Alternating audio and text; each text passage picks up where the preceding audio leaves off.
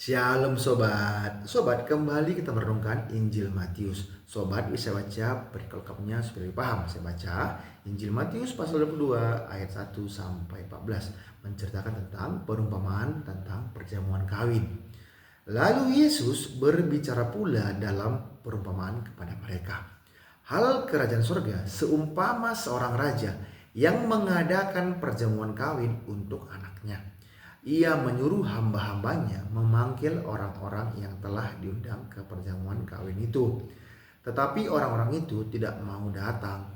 Ia menyuruh pula hamba-hamba lain, pesannya, katakanlah kepada orang-orang yang diundang itu, sesungguhnya hidangan telah kusediakan, lembu-lembu jantan dan ternak piaranku telah disembelih. Semuanya telah tersedia, datanglah ke perjamuan kawin ini. Tetapi orang-orang yang diundang itu tidak mengindahkannya. Ada yang pergi ke ladangnya, ada yang pergi mengurus usahanya.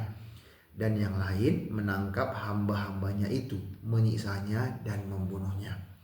Maka murkalah raja itu lalu menyuruh pasukannya ke sana untuk membinasakan pembunuh-pembunuh itu dan membakar kota mereka. Sesudah itu ia berkata kepada hamba-hambanya, perjamuan kawin telah tersedia, tetapi orang-orang yang diundang tadi tidak layak untuk itu. Sebab itu pergilah ke persimpangan-persimpangan jalan dan undanglah setiap orang yang kamu jumpai di sana ke perjamuan kawin itu. Maka pergilah hamba-hamba itu dan mereka mengumpulkan semua orang yang dijumpainya di jalan-jalan, orang-orang jahat dan orang-orang baik, sehingga penuhlah ruangan perjamuan kawin itu dengan tamu. Ketika raja itu masuk untuk bertemu dengan tamu-tamu itu, ia melihat seorang yang tidak berpakaian pesta. Ia berkata kepadanya, "Hai saudara, bagaimana engkau masuk kemari dengan tidak mengenakan pakaian pesta?" Tetapi orang itu diam saja. Lalu kata raja itu kepada hamba-hambanya, "Ikatlah kaki dan tangannya dan campakkanlah orang itu ke dalam kegelapan yang paling gelap. Di sanalah akan terdapat ratap dan kertak gigi, sebab banyak yang dipanggil tetapi sedikit yang dipilih." Nah, sobat, ini kisah tentang perumpamaan tentang perjamuan kawin. Jadi ada 3 tipe orang di sini, sobat ya, di mana yang pertama raja mengundang orang dan undangan itu ditolak. Nah, jadi apa yang terjadi? Raja itu membinasakan mereka. Padahal raja itu telah menyediakan hidangan, menyediakan lembu-lembu jantan dan piaraan putra disembelih untuk perjamuan kawin anaknya tersebut. Tapi banyak orang yang menolaknya, ada yang tidak mengindahkannya, ada yang pergi ke ladangnya, ada yang pergi mengurus usahanya, dan yang lain malah menangkap hamba-hamba raja itu dan menyiksanya dan membunuhnya. Jadi ini gambaran orang yang tidak percaya kepada pemberitaan firman ataupun tidak percaya kepada Tuhan Yesus Kristus. Nah, tapi apa yang terjadi? Nah, raja itu melakukan kemarahan, murka raja itu dan menyuruh pasukannya membinasakan ataupun membunuh para orang yang jahat itu. Di ayat 7 ya, saya baca. Maka murkalah raja itu lalu menyuruh pasukannya ke sana untuk membinasakan pembunuh-pembunuh itu dan membakar kota mereka. Jadi apa? Ada hukuman kepada orang yang tidak menerima firman Tuhan. Nah, Roma 6 ayat 23, sebab upah dosa ialah maut, tetapi karunia Allah ialah hidup yang kekal dalam Kristus Yesus Tuhan kita. Upah dosa itu ialah maut. Nah, jadi mari kita percaya kepada Tuhan Yesus Kristus, karena begitu besar kasih Allah akan dunia ini, sehingga ia telah mengaruniakan anaknya yang tunggal, supaya setiap orang yang percaya kepadanya tidak binasa, melainkan beroleh hidup yang kekal. Yohanes 3 ayat 16. Jadi mari kita di kelompok orang yang percaya kepada Tuhan Yesus Kristus. Bukan tadi seperti orang itu yang menolak undangan. Nah, jadi ada lagi kelompok yang kedua, sobat, di mana tidak mengenakan pakaian pesta. Maksudnya apa? Dia datang kepada undangan tersebut, kepada raja tersebut ataupun kepada perjamuan kawin tersebut. Tetapi tidak mengenakan pakaian pesta. Maksudnya apa? Inilah ciri-ciri orang yang mengaku percaya, mengaku menjadi seorang Kristen, tetapi tidak ada perbuatan yang baik dalam hidupnya, tidak menggunakan perbuatan yang baik, pikiran yang tulus untuk melayani.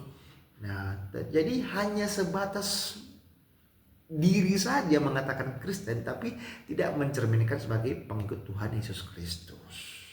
Nah, jadi itu pun ada hukumannya di ayat 13. Lalu kata raja itu kepada hamba-hambanya, ikatlah kaki dan tangannya dan campakkanlah orang itu ke dalam kegelapan yang paling gelap. Di sanalah akan terdapat ratap dan kertak gigi. Jadi apa? Jadi mari kita percaya kepada Tuhan Yesus Kristus. Dan kita buktikan iman tersebut dengan perbuatan baik, dengan mengasihi sesama. Gitu sobat ya. Jadi bukan hanya sekedar teori saja, bukan hanya sekedar mulut saja, tapi hidup kita pun mencerminkan bahwa kita adalah pengikut Tuhan Yesus Kristus. Nah, jadi di kelompok yang ketiga adalah orang yang percaya kepada Tuhan Yesus Kristus. Jadi mari kita di kelompok orang yang percaya kepada Tuhan Yesus Kristus, datang ke pesta perjamuan itu dengan hati yang tulus, dengan beriman kepada Tuhan Yesus Kristus. Itu kira-kira yang saya pahami sobat ya. Jadi ada 3 kelompok orang yang ada di perjamuan kawin itu, yang menolak, yang tidak mengenakan pakaian pesta, dan yang layak untuk mengikuti perjamuan kawin anak raja tersebut sobat. Makanya dikatakan di ayat 14, sebab banyak yang dipanggil tetapi sedikit yang dipilih. Tuhan Yesus Kristus memanggil seluruh bangsa, tetapi banyak orang yang menolak. Jadi mari kita percaya kepada Tuhan Yesus Kristus, karena Tuhan Yesus adalah jalan, kebenaran, dan hidup. Tidak ada seorang pun yang datang kepada Bapa kalau tidak melalui Tuhan Yesus Kristus. Mari kita pahami Yohanes 14 ayat 6. Hanya Tuhanlah jalan ke surga. Hanya Tuhan Yesus Kristus jalan ke surga. Dan Tuhan Yesus juga kebenaran dan hidup. Apa maksudnya kebenaran? Tuhan Yesus Kristus membenarkan kita orang yang berdosa. Silahkan pahami Roma 3 ayat 23 sampai 24 bahwa tidak ada yang benar, tapi Tuhan Yesus Kristus membenarkan kita. Nah, apa artinya hidup? Tuhan Yesus Kristus memberikan kita hidup. Silahkan pahami Yohanes 11 ayat 25, di mana Tuhan Yesus Kristus memberikan kita hidup kekal. Nah, itu sobat ya. Mari kita baca dulu Roma 3 ayat 23 sampai 24.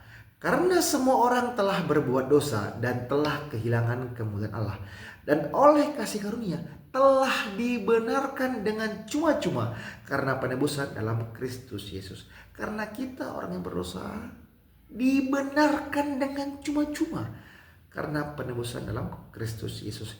Itulah kasih karunia Tuhan kepada kita orang berdosa ini, sehingga kita diselamatkan. Mari kita pahami Yohanes 11 ayat 25. Jawab Yesus, akulah kebangkitan dan hidup. Barang siapa percaya kepadaku, ia akan hidup walaupun dia sudah mati. Maksudnya apa? Kita memiliki hidup yang kekal bersama Tuhan Yesus di surga.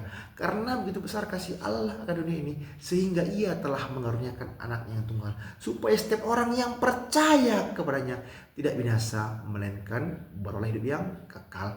Yohanes 3 ayat 16. Oke sobat, semangat terus baca kitab. Mari kita saling mengingatkan dan saling mengasihi dan saling memotivasi, sehingga kita lebih lagi sungguh-sungguh percaya, beriman kepada Tuhan Yesus Kristus, dan semangat terus baca kitabnya. Oke sobat, terima kasih. Mohon maaf kalau salah kata. Semangat terus baca kitab. Setia terus kepada Yesus Kristus. Mari kita semangat melayani. Terus berkati. Tuhan Yesus berkati kita semua. Shalom.